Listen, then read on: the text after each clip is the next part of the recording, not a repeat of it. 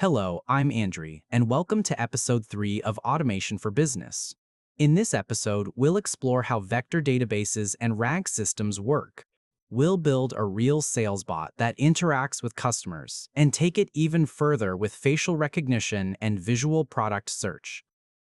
Let's start with vector databases. In such a database, information is stored not merely as text, but in the form of vectors, that is, numerical coordinates in a multidimensional space. This is how artificial intelligence represents and processes information internally. Simply put, a vector database is a tool that allows a system to search for information not by exact words, but by its meaning. For instance, when you're trying to find something in a document or a typical database, you usually search by a single word. That's because even a small typo, a different grammatical case, or a synonym of that word means you won't get any results. The system just won't find it. And that's without even thinking about searching for an entire phrase or sentence. Vector databases utilize semantic search. This means the system understands the meaning of your query, then identifies the most relevant results and ranks them by how closely they match your intent. This approach is similar to how modern AI models interpret information. They don't look for exact words, but for concepts and context. In the same way, a vector database helps find the most meaningful matches, process them, and deliver results that truly reflect what you were looking for. We can achieve this by connecting a vector database to your AI as an additional knowledge base. This system is known as RAG, or Retrieval Augmented Generation. You can integrate a knowledge base containing tens of thousands of documents, and the system will deliver results in a fraction of a second. A major benefit is that you can constantly update or modify this database without needing to retrain the AI model. It will simply read the new information. And of course, all of this can be done locally, ensuring no data leaks to the internet. You'll gain an assistant that understands all your documentation, easily accessible as a bot through an app, website, or messenger. Your employees will then find the information they need in mere seconds. Now it's time to improve our database. Instead of giving the AI random pieces of text, we can make each fragment more meaningful. When a document is split into chunks, another AI automatically writes a short context for every part, explaining how it connects to the whole document.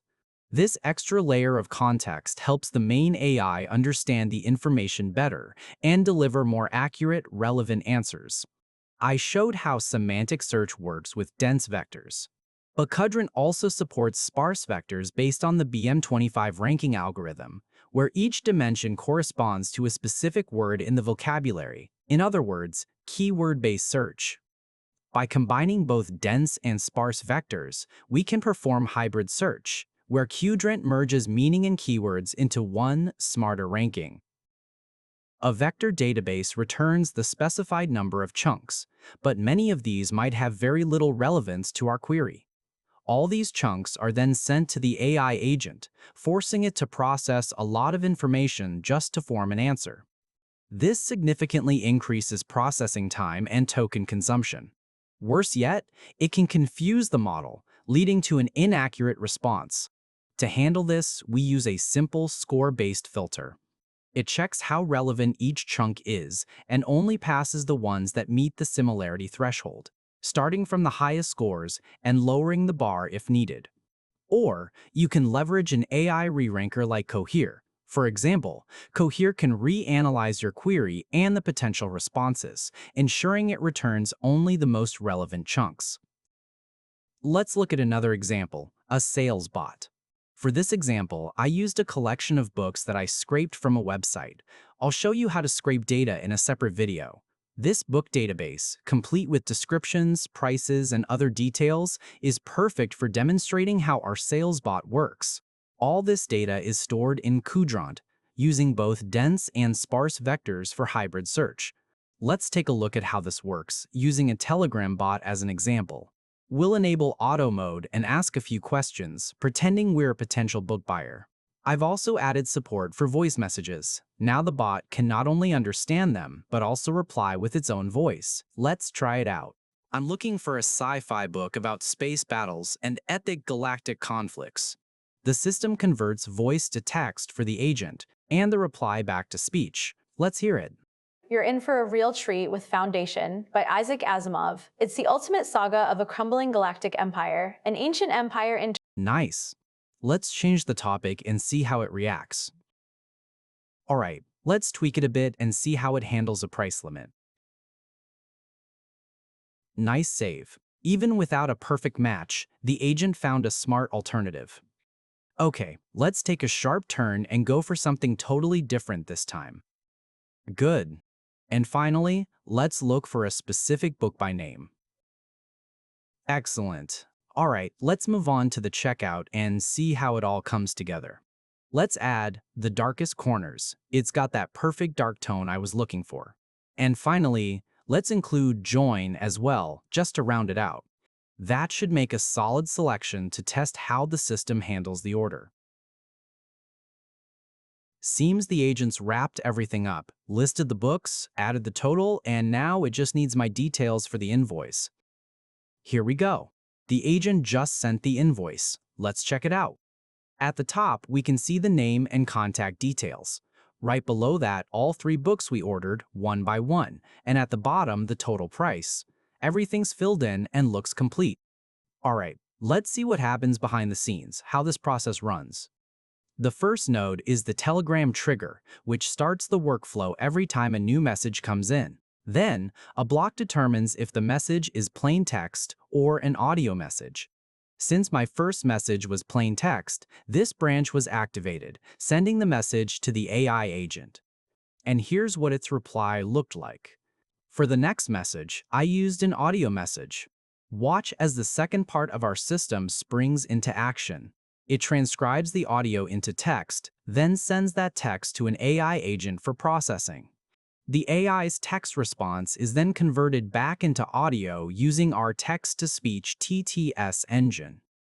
You're in for a real treat with Foundation by Isaac Asimov. What you get in the end is the agent's response as an audio message, complete with information about the book, all sent directly to Telegram as a reply. Now, let's dive in and see how the core of this workflow operates. We have an AI agent that receives a message from the user, and based on that, it crafts a query for searching our Qdrant vector database. I've set this up as a distinct tool that kicks off this search as its own separate process, and you'll also see it appear in the run history. Let's break it down in more detail. We take a query from an AI agent, convert it into vectors, and then perform a search using Qdrant. Qdrant returns these search results to the agent for further processing and generating a response. And all of this happens incredibly fast. I also implemented a price filter in the search. In this specific query, the agent returned null, which means the filter is currently disabled. To demonstrate how this feature works, I deliberately asked the SalesBot about the price in one of my questions. Let's see how that query performed. This time, you'll notice the AI agent returned a maximum price in the query, but left the minimum as nulls. That's because the request was specifically to show books up to 30. This parameter is then passed into the query filter, and as you can see, Qdrant only returns results where the price is less than $30. For our final test, I specifically used the exact book title to see how that would work. Let's check the results. The agent submitted the precise book title in the query, and Qdrant returned it with a maximum score of 1, which perfectly matches what I was looking for. Next up is ordering the books. This involves a straightforward conversation with the agent to gather all the necessary information and get final approval. Only after that will the agent initiate the invoice creation process. This is where we compile all available information into a PDF document, and that's the file the agent sends to the client as their invoice. The agent also records the selected items into a temporary table. From this table, once the client pays the invoice, we can easily retrieve the information to either save it to a permanent database or update an existing one. Our agent also comes with a memory feature. All conversations are stored in a Postgres database, which allows the agent to remember previous messages. This prevents it from repeating itself or even needing to requery Qdrant when it already has similar options available in its memory. And of course, we can save all this information directly into a database for your CRM. From there, you can easily analyze the data, combine it with other information, and even set up powerful automations. I'll show you exactly how to do all of this in the next video, where we'll build our very own fully automated CRM system. With this data, we can also automatically perform a post-analysis. This is useful for ongoing client engagement or, for example, for refining the agent's system prompt. The agent analyzes the conversation to determine if the client is satisfied, identifies any bot errors in the interaction, specifies what those errors were, and provides recommendations for improving the bot. We then record this data in the CRM to guide our future interactions with the client. Now, for comparison, let's look at a negative scenario involving a dissatisfied client and see how our analysis handles it. As you can see, the agent identified the sentiment as negative. It also provided the reason for dissatisfaction and suggested how the bot could have better resolved the situation.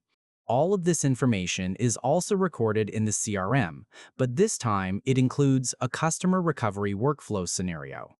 Additionally, we send all this data to our prompt engineers, for example via Slack, for further analysis and to continually improve the bot's system prompts.